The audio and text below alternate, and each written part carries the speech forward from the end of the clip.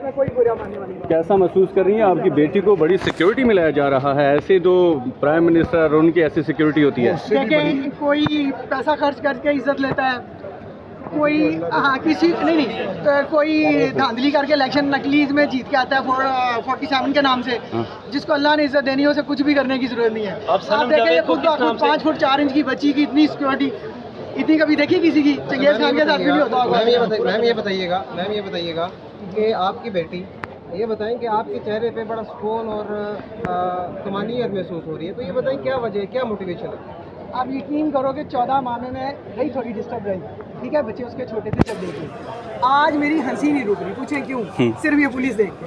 اچھا، صرف پولیس دیکھ کے، اس کے علاوہ اور کوئی نہیں ہے. کہ 5 فٹ 4 انچ کی میری بچی نے اتنی تھرتھلی مچا دی، تو آج مجھے لگا کہ میں نے بیٹی تو پیدا ہی نہیں کی بھائی، میں نے تو چنگیز خان پیدا کیا. اچھا، آپ کی بیٹی اس وقت ہیرو بن چکی ہے، پوری دنیا میں ان کو دیکھا جا رہا ہے، تو فخر محسوس کر رہی ہوئی؟ بہت زیادہ، اس اللہ کا شکر ادا کر رہی ہوں جس نے بن مانگے اتنا بڑا اس کو ہیرو بنا دیا. اچھا، عمران خان کہتے ہیں چاہے صوبائی میں آئی چاہے قومی میں آئی، صنم کا فیصلہ عمران صنم خان کے لیے یہ ہے کہ میں نے کبھی نہ ٹویٹ شویٹ نہیں کی، لیکن میں کوئی بھی آپ جیسا بچہ جو ٹویٹ کرتا ہے نا، جب تک میں ری ٹویٹ نہ کروں مجھے سکون نہیں ملتا. اچھا، عمران خان کے لیے کیا جذبات ہیں آپ کے؟ وہ بھی قیدی ہیں.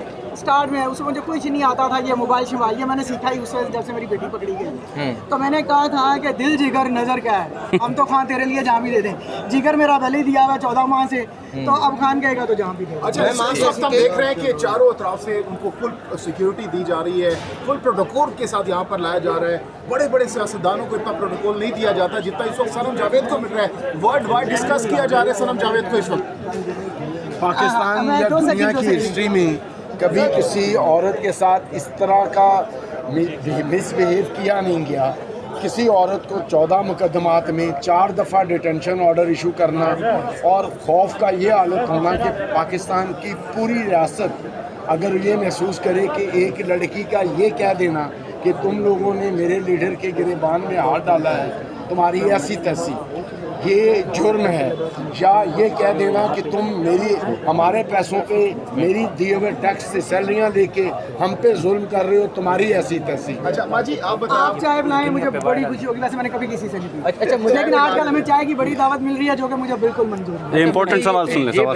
نہیں وہ اس کا جواب آپ ہی دے دیں، انہوں نے دے دیا. امید ہے اسلام آباد ہائی کورٹ کے فیصلے کے بعد رہا ہو کہ آپ صنم کو لے کے گھر واپس جائیں گی آج؟ انشاءاللہ. آپ نے کبھی دیکھا ہوگا، آپ لوگوں بچوں نے کہاں دیکھا ہوگا، میں نے دیکھا ہوا ہے، وہ دیے جل رہے ہوتے ہیں نا مزار پہ، وہ جب اینڈ ہوتا ہے تیل کو پھٹ پھٹ کرتے ہیں، یہ وہ وقت چل رہا ہے. اور آج آپ نے ان کے وکیل کی دیکھی ہے کانفرنس، اللہ اللہ لگتا تھا آخری یہ پھٹ کون کر رہا ہے؟ یہ پھٹ کر رہے ہیں سارے دیے پھٹ پھڑا رہے ہیں، دیے پھٹ پھڑا رہے ہیں. حکومت کی طرف سے ہو رہی ہے. یہ مریم نواز تو نہیں حکومت کا کہہ رہی ہے دیے پھٹ پھڑا رہے ہیں، دیے پھٹ پھڑا رہے ہیں، اینڈ ہے، ورنہ اتنا کچھ نہیں ہوتا.